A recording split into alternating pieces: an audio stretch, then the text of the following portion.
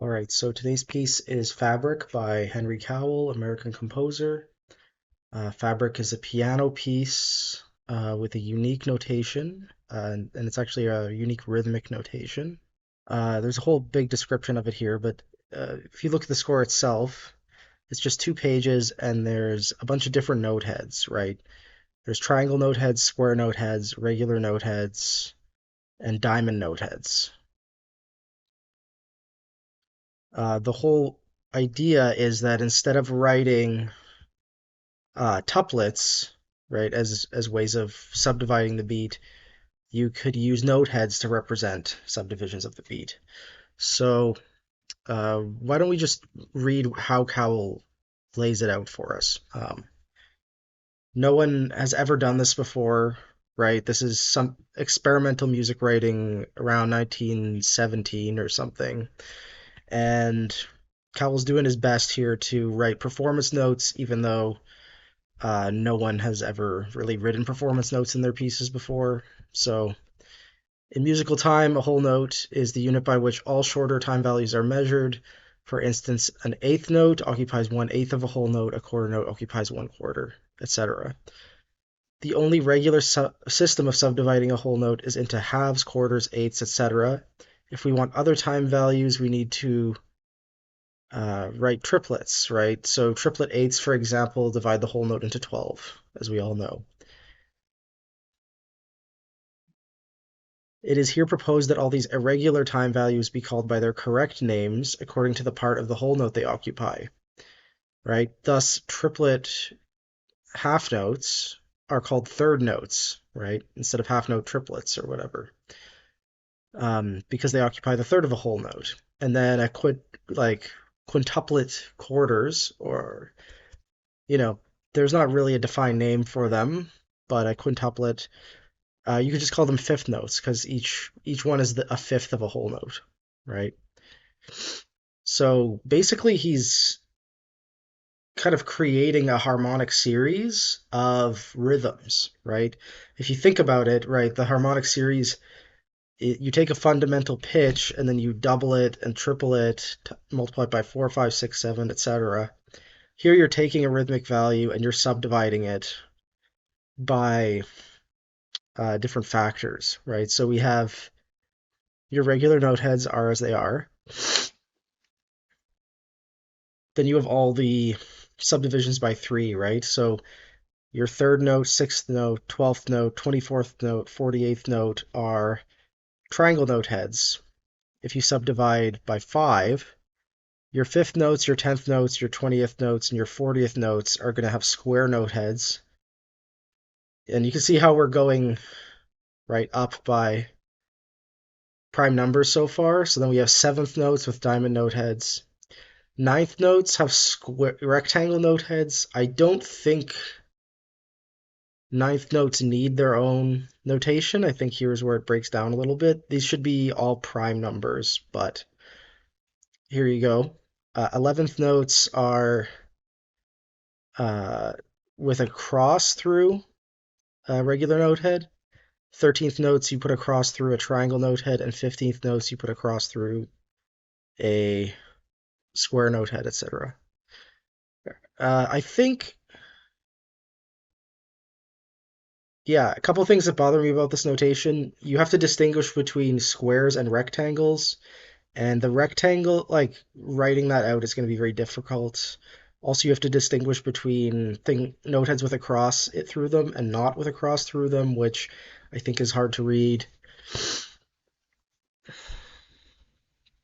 In the case of like subdividing by 5 and 7, it looks pretty elegant, I think. Um, but it's like you're just using the whole note as a reference pitch when you should be able to use any note value as a reference.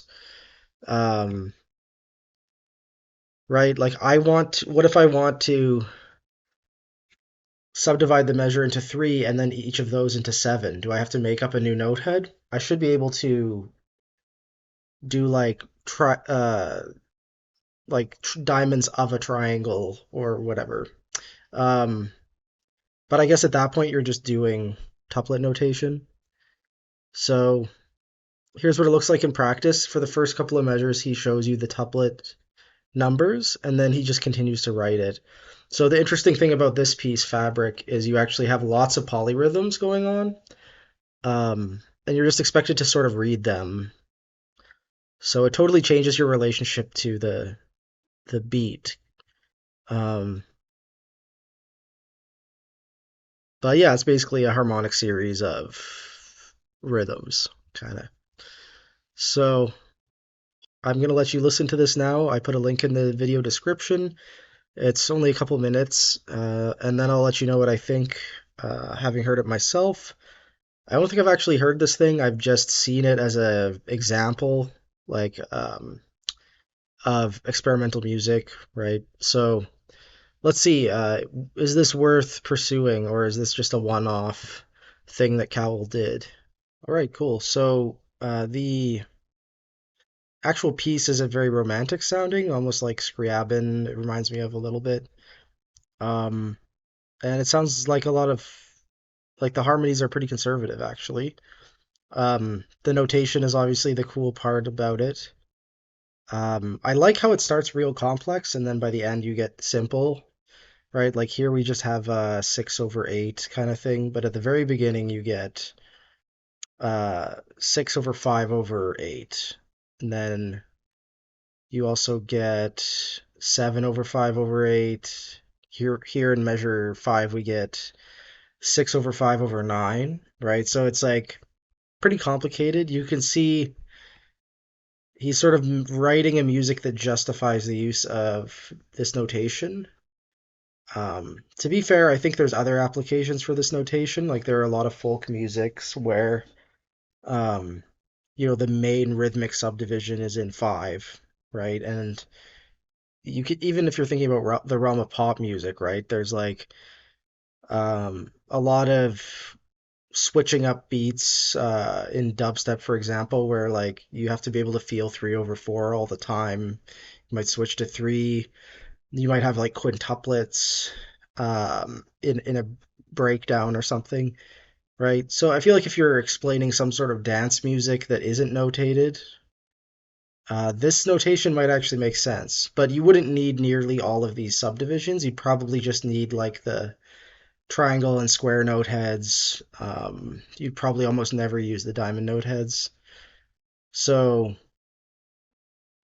yeah, I think it's like